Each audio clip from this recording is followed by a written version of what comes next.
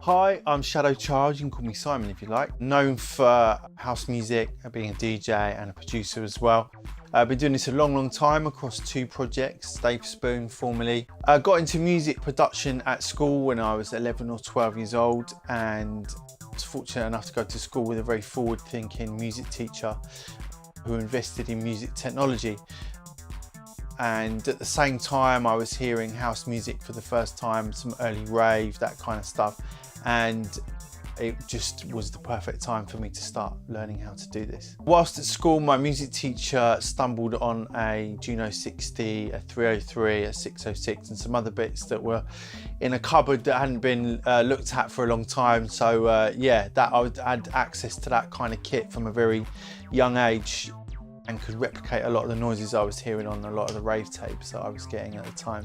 I didn't really know at the time as a 12-year-old the kind of importance for being around that sort of equipment at that time. It was only really when I left school and I'd learned so much more about how my kind of music was being made, hearing from other students the kind of kit that they had at school that was completely different to my school. So I was very fortunate, but it completely set me on the path, and you know, my whole love for analog kit and understanding synths and how music is really made with hardware. With my former project as Dave Spoon before Shadow Child, I was on BBC Radio 1 for a short time, for 18 months, doing their New DJs We Trust residency, which is still running now under a slightly different name. But yeah, it was incredible. Being able to champion new music by up and coming producers, finding records that I just love that may not be so obvious has always been a thing of mine. I got drawn to the keys very unexpectedly, shall we say. I stumbled on them whilst not looking for monitors. My former monitors in the studio that I had were fantastic and I really enjoyed them. But as soon as I heard the keys in this room, my mind was just blown, to be honest with you. I didn't expect to be hearing something with that quality, with so little effort coming from the speaker. They really do give you something quite unexpected whilst writing music.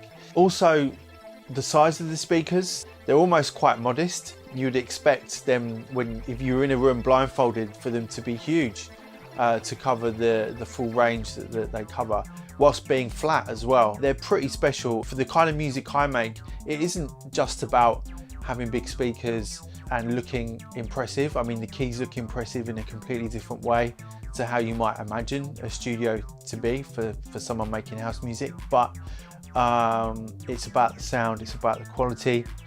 It's also about not having so much fatigue on your ears, because that's something that happens a lot in the studio, and these really don't do that.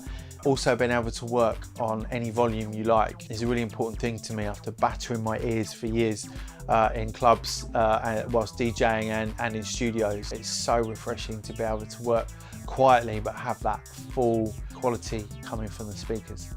My mixing style probably hasn't changed a whole lot. I do so much as I go, but what I am finding when I go to play the track work in progress on any other speakers for reference, that I'm not needing to do hardly anything at all when I come back to it to get the mix right.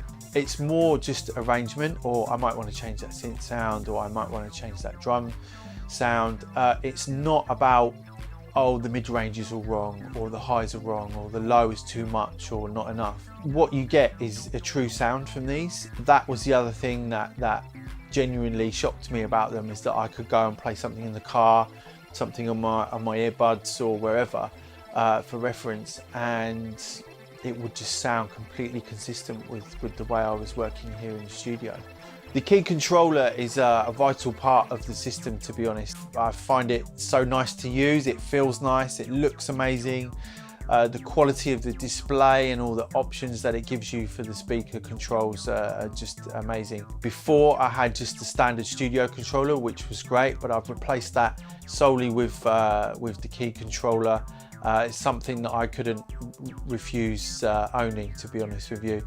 And again, the design and the quality and the feel whilst working is just, you don't question anything, it just feels just right. The keys are amazing. I've been truly blown away by them.